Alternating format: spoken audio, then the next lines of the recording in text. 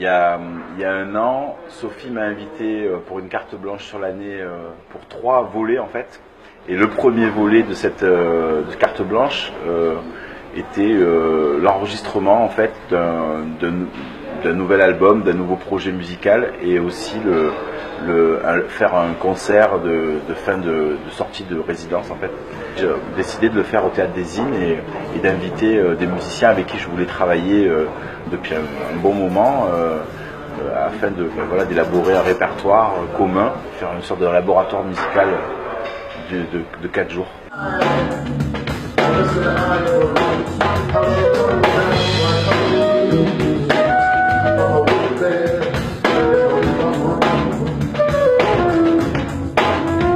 J'ai beaucoup travaillé de cette façon-là parce que je suis quand même parti, j'ai fait une trentaine de pays en Afrique où là j'avais mon ordinateur et je recevais 10-15 musiciens que je ne connaissais pas.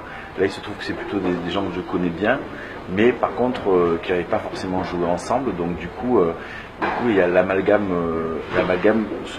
entre eux et avec moi s'est fait plutôt naturellement dans le sens où je connaissais déjà leur travail à part. Le DJ c'est un peu les scribes de la musique enregistrée depuis que la musique enregistre. He has a lot of knowledge of a wide source of music.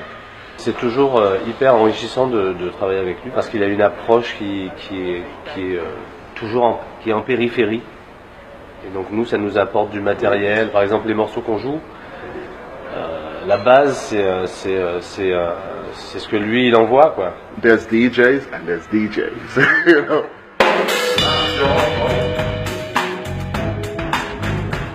Alors j'aime plus soit des ambiances avec des samples ou des choses que j'ai enregistrées. On essaye de monter et d'échafauder comme ça par strates les morceaux et ensuite dès qu'on arrive à un groove et à quelque chose qui est assez intéressant pour continuer le morceau et pour commencer à le structurer.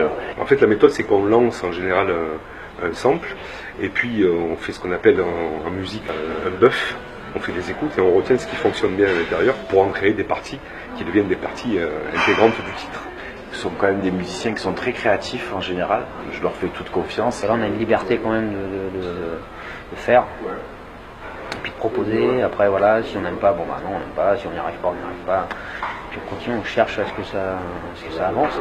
La liberté de création qu'apporte l'improvisation, la spontanéité, le fait de construire, de fabriquer de la musique qui se déroule en temps réel. And it's just about jamming, it's collective playing together and finding things in there that you can use. C'est un laboratoire d'inspiration instantanée.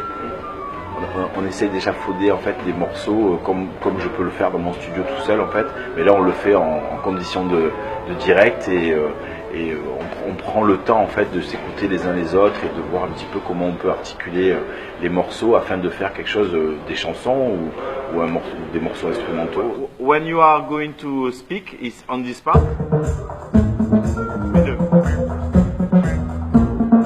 And the part very strange is when you don't speak and when we are going to play the chorus together.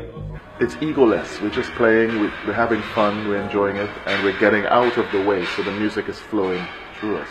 J'adore cette façon de travailler, j'adore cette façon j'aime beaucoup la musique qui en sort.